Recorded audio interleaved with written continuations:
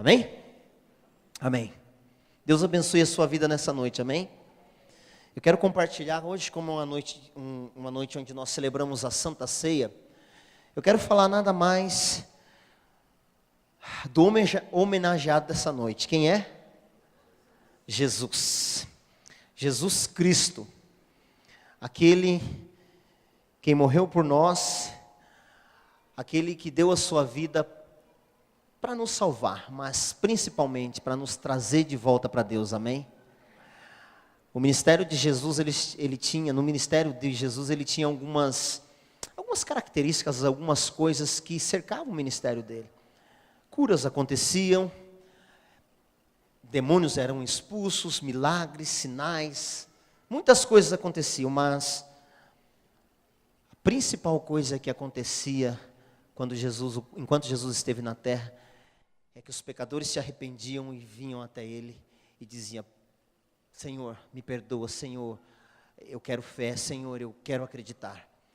E Jesus sempre respondia: se você tem fé, se você deixar a sua cruz, se você seguir a mim, você vai herdar o reino dos céus, você vai ter vida, você vai ser transformado. Então nessa noite eu quero falar sobre Jesus.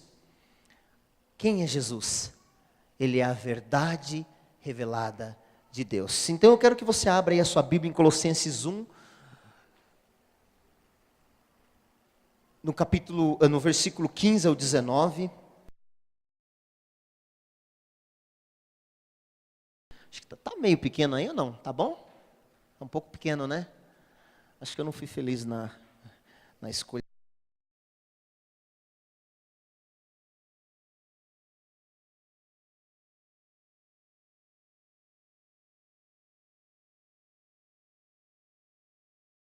Gênito de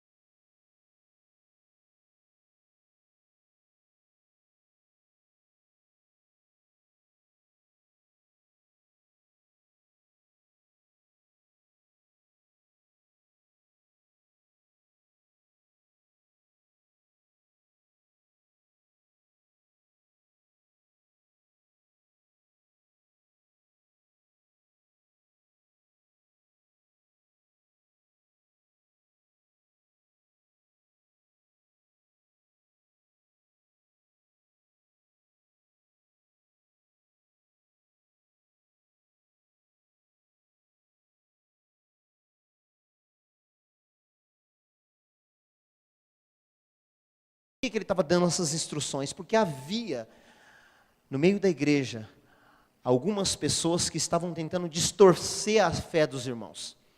Alguns diziam que ainda precisavam fazer algumas coisas mais para que eles recebessem a salvação. Outros diziam que, com falsas doutrinas, dizendo que existia alguns seres espirituais que eram superior a Cristo, que tinham uma influência maior do que Jesus. Então Paulo escreve essa carta aos irmãos de Colossos, né, aos Colossenses, dizendo que nada dessas coisas tinha valor, nada dessas coisas, ou nenhum desses seres, ou ninguém podia ser superior a Jesus Cristo. E é interessante que Paulo está preso, e Paulo fica um pouco atemorizado, porque ele fica pensando o que é que estava acontecendo com a igreja de Colossos. E a história conta que ele escreve essa carta, dando algumas instruções. Mais para frente a gente vai ver lá para o capítulo 3, 4, algumas coisas um pouco mais fortes, mais duras para a igreja. Mas ele inicia essa carta dizendo a autoridade de Jesus, a verdade revelada de Deus é Jesus. Então você pode ver aí que nesses primeiros versículos, nesses versículos do 15 ao 19, ele fala quem é Jesus. Ele está relatando para os irmãos de Colossenses a responsabilidade, ou quem é a pessoa de Jesus, o quão superior Cristo é em relação as outras coisas, a todas as outras coisas. Ele quer destacar essa verdade. Então vamos acompanhar, vamos meditar nesses versículos aí. Pode passar, Beto, por favor. Diz lá. Passou? Beto? Aí, Cristo, a verdade revelada de Deus. Então lá, no capítulo 15, no versículo 15, diz que Jesus é a revelação visível do Deus invisível.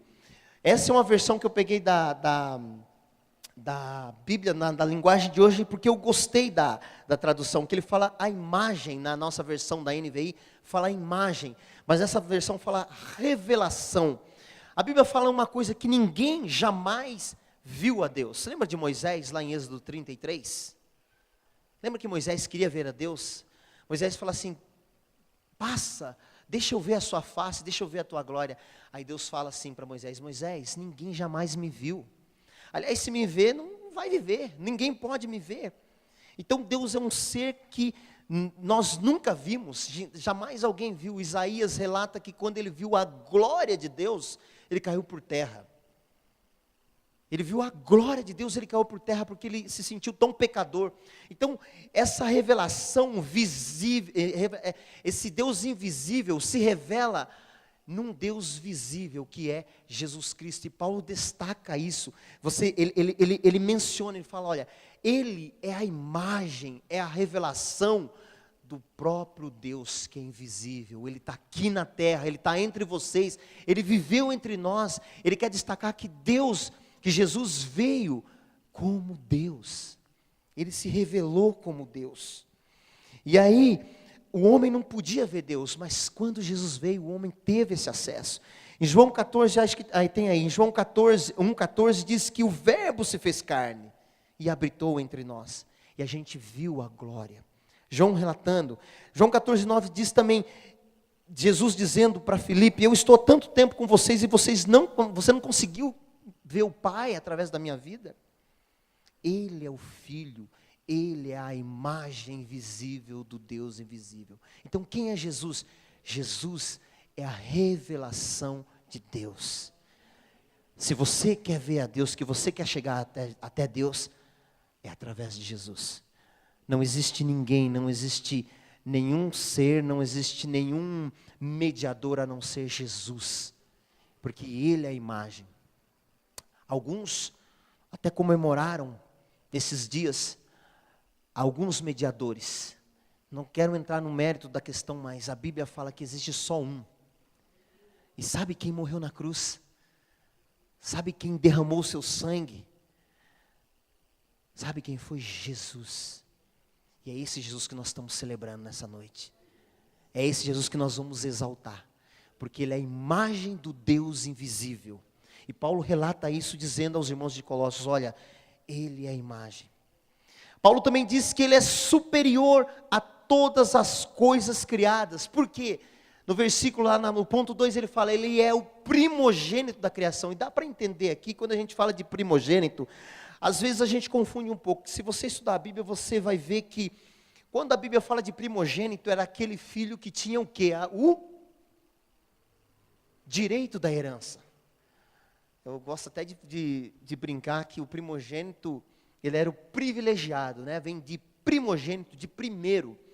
E quando nós lemos esse versículo, às vezes a gente tende a pensar que Deus criou Jesus, por isso que ele é o primogênito. Mas não é isso, porque o versículo continua dizendo assim, que ele, vamos ler o versículo, ele diz assim, ele é o primogênito de toda a criação, porque nele foram criadas todas as coisas nos céus e na terra, as visíveis e as invisíveis. Tudo foi criado por ele e para ele. Paulo ressalta essa superioridade de Cristo. Ele fala, olha, Jesus é superior a toda a criação, a tudo, porque ele é o primeiro. Jesus é o próprio Deus, ele estava na criação. E ele diz que não só foi criado por ele, mas para ele. Recentemente nós tivemos, uns 3 meses atrás, nós tivemos um estudo com o professor Adalto Lourenço. Quem já ouviu falar ou conhece? É um cientista cristão. E geralmente cientista físico, cadê o Raul? Cadê o Raul? Raul? Está por aí, deve estar lá embaixo. Geralmente, cientista físico, esses caras, a tendência é não acreditar em Deus.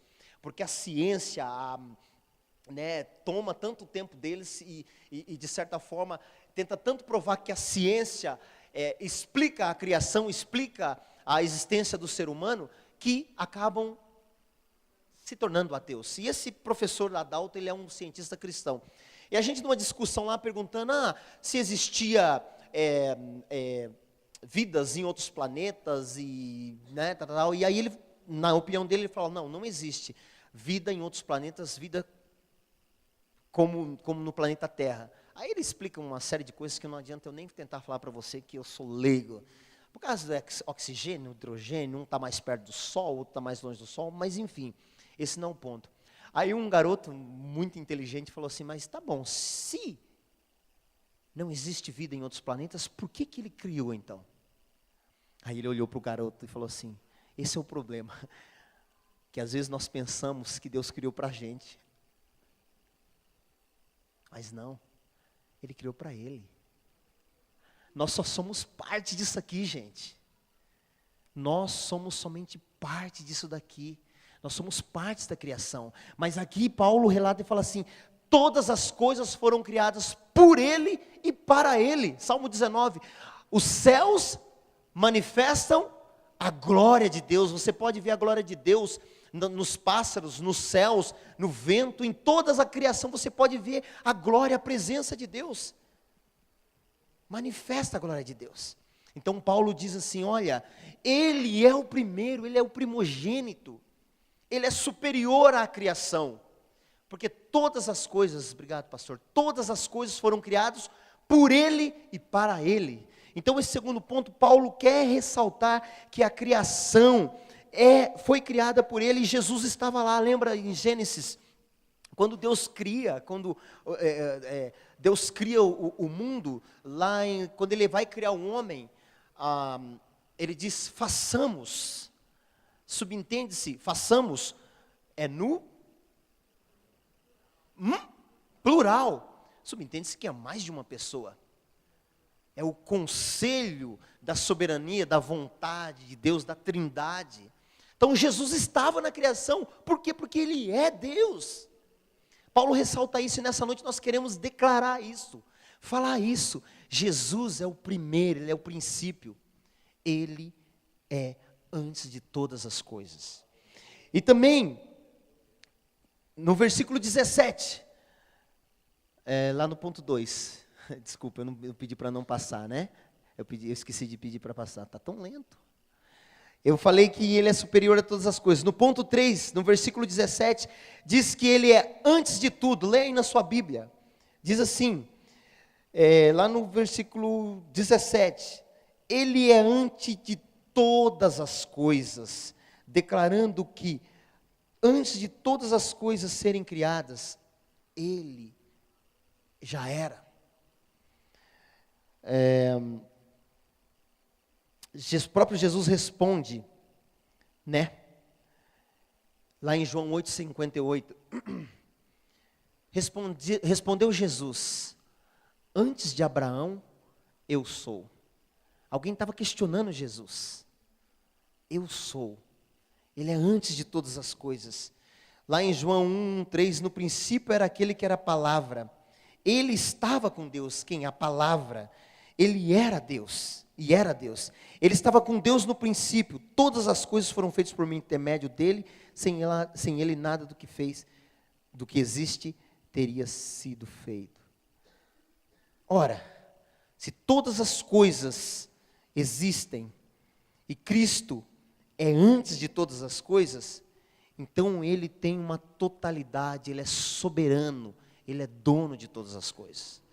Então Paulo ressalta isso, porque as pessoas queriam colocar que Cristo não era superior à criação, não era superior às coisas criadas.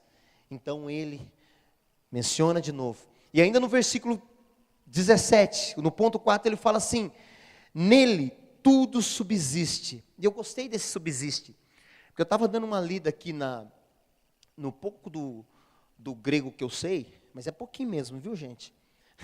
Essa palavra subsiste, vem de sistema. E o significado dele diz assim que o verbo significa continuar, permanecer, segurar. Essa é a palavra que origem o termo sistema. Então, o que Paulo está dizendo aqui, numa outra versão, na linguagem de hoje, diz assim, que, lá no versículo 17, por estarem unidas com ele, todas as coisas são conservadas em ordem e harmonia. Olha que interessante, gostei dessa tradução.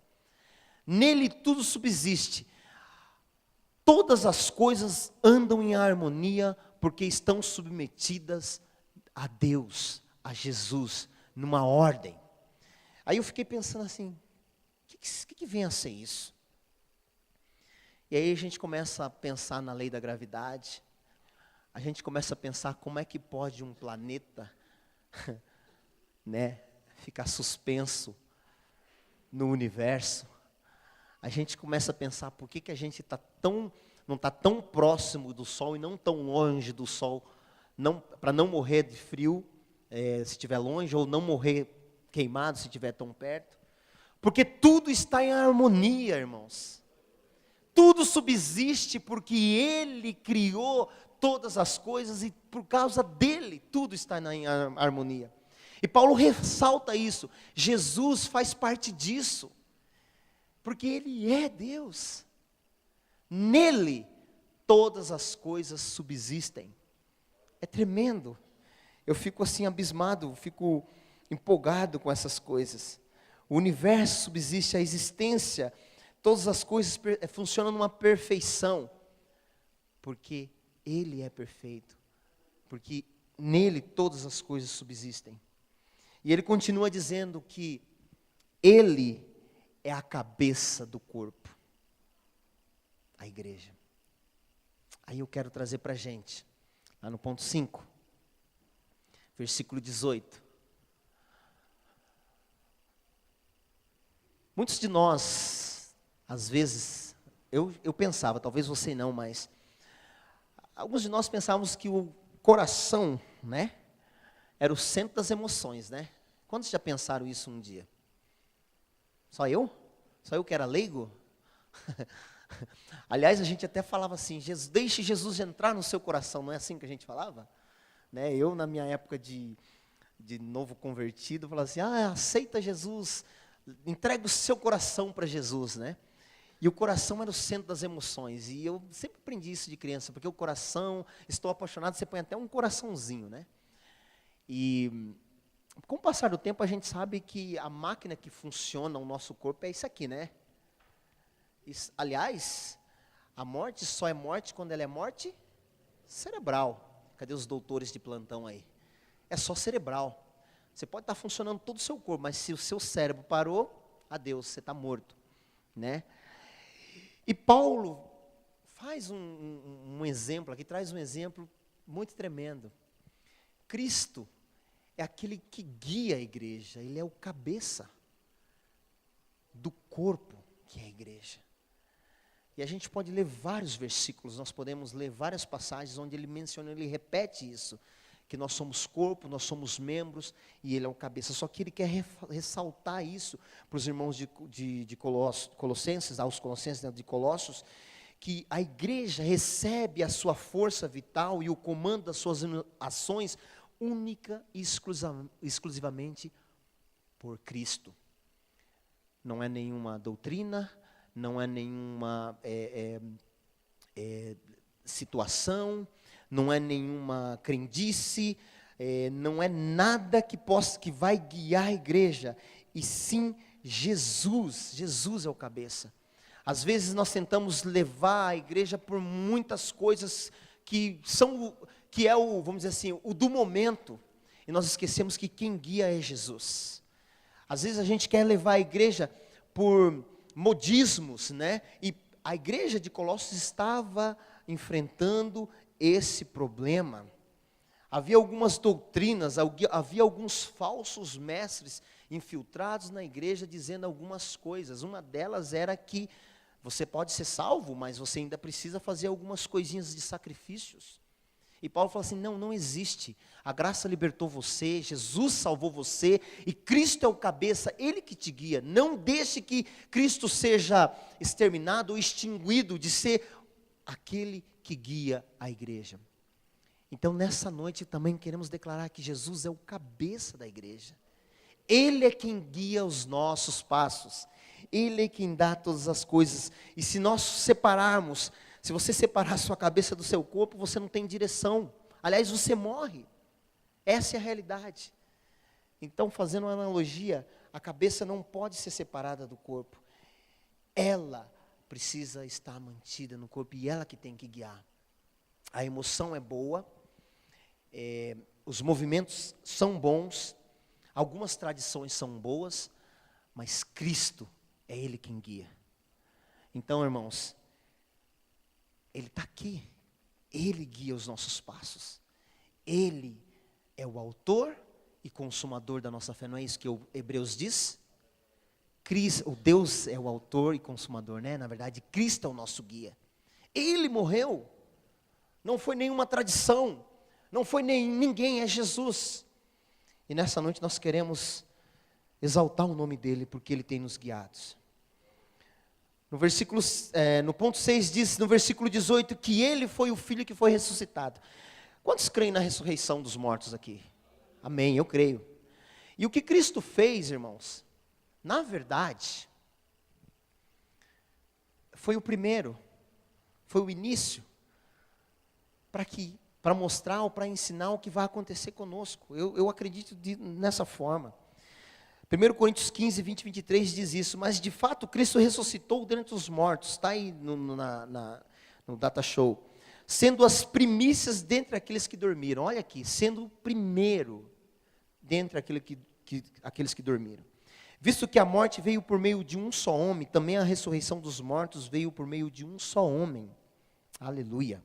Pois da mesma forma, como em Adão todos morrem, em Cristo todos serão vivificados. Eu creio nessa ressurreição. É loucura, né? Parece uma doideira achar que a gente vai morrer e ressuscitar. Mas é o que a palavra nos garante. E Paulo enfatiza, Ele é o primeiro filho que foi ressuscitado. Ele é o início. Ele mostrou o que é que vai acontecer conosco. E ainda em 1 Coríntios 15, 45 diz, o primeiro homem, Adão, tornou-se um ser vivente. O último homem, Adão, um espírito vivificante. Não foi o espiritual que veio antes, mas o natural, depois dele, o espiritual. Então, o primeiro homem era do pó da terra, o segundo homem do céu. O que são da terra são semelhantes ao homem terreno, o que são do céu ao homem celestial. Então, nós cremos nessa ressurreição. Eu não sei como vai ser. Sinceramente, eu fico às vezes questionando, perguntando, como é que vai ser? Alguns falam de uma forma, outros falam que é, sei lá, eu não sei, é difícil pensar, não entra na minha cabeça. Às vezes, se você parar para pensar, às vezes, talvez você pode ficar até doido. Mas a verdade é que nós ressuscitaremos. Nós ressuscitaremos com Ele. E Ele foi o primeiro que fez isso. Ao terceiro dia, Ele ressuscitou. E é o que nós estamos celebrando nesse dia aqui, nessa noite. E para finalizar, no versículo 19, diz assim, Ele tem a natureza completa em Deus. Nele habita a plenitude. Presta atenção. Em Jesus, todos os atributos do caráter de Deus estão em Jesus. Ele é poderoso, Ele é santo, Ele é majestoso, Ele é o nosso advogado, Ele é o único, aquele que a palavra tornou-se carne e viveu entre nós. Vimos a sua glória como a glória do unigênito vindo do Pai, cheio de graça e verdade. Ele tem toda a plenitude. Todos os atributos do caráter de Deus está em Jesus. A natureza de Deus está em Jesus. Então Paulo, ele menciona todas essas coisas, reafirmando a superioridade, a verdade de Deus, que é Cristo Jesus. Ele reafirma que sem Jesus nós não podemos chegar até Deus. Ele reafirma que Jesus é o único, foi o único, o primogênito. Ele reafirma que a graça de Cristo nos salvou, a graça de Deus nos salvou através de Cristo. Então, para finalizar, ele se tornou um ser humano, foi aprovado pelo Espírito de Deus, foi visto pelos anjos, foi anunciado entre as nações, foi aceito com fé por muitos no mundo inteiro e foi levado para a glória. Esse é o Jesus que nós adoramos. Esse é o Senhor que nós celebramos nessa noite, que é superior a todos e a tudo. A Ele nós rendemos nosso louvor, a nossa admiração, a nossa gratidão. A Ele rendemos a glória, porque Ele é a verdade revelada por Deus. Ele é a revelação do Deus invisível. Ele é superior a todas as coisas. Ele existe antes de todas as coisas. Todas as coisas foram conservadas em ordem e harmonia por causa dele, porque ele criou, ele estava ali junto. Ele também é o cabeça da igreja. Ele é o primeiro filho que ressuscitou. E pela vontade de Deus, ele tem em si mesmo a própria natureza do Deus vivo, porque ele é Deus. A esse Jesus nós rendemos glória, honra, louvor e poder. A esse Jesus que nós celebramos nessa noite, nós podemos dizer, nós não podemos viver sem Ele. Ele é o caminho, Ele é o que leva você, me leva até Deus. E se nessa noite ainda você não fez essa decisão de entregar a sua vida para Jesus, eu vou dizer uma coisa para você, não existe outro caminho. Não existe pastor Roberto, Rogar, não existe pastor Nélio, não existe nenhum padre, não existe nenhum santo, não existe nenhum homem e mulher que possa te levar até Deus, a não ser o Cristo, o Filho do Deus vivo. Ele é superior a todas as coisas. E a verdade de Deus é Ele, lá na cruz do Calvário. Ele deu sua vida e mostrou essa verdade. Amém? Deus abençoe a sua vida.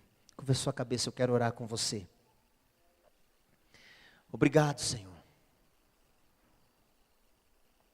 Obrigado porque esse evangelho às vezes nos constrange, mexe no nosso coração e mexe no nosso espírito. E às vezes a gente fica pensando quanto amor o Senhor demonstrou para nós ali na cruz do Calvário. Nós te louvamos, Senhor. Porque nós podemos declarar nessa noite que o Senhor é o único, o Senhor é o primogênito, o Senhor é antes de todas as coisas. Jesus, você é o nosso advogado, você é a revelação visível de um Deus que estava longe para nós. Você nos fez estar mais perto de Deus. E nessa noite nós queremos te adorar. Nessa noite nós queremos declarar a tua majestade, Jesus. Porque você é o único. Obrigado, Senhor Jesus. Nós te adoramos.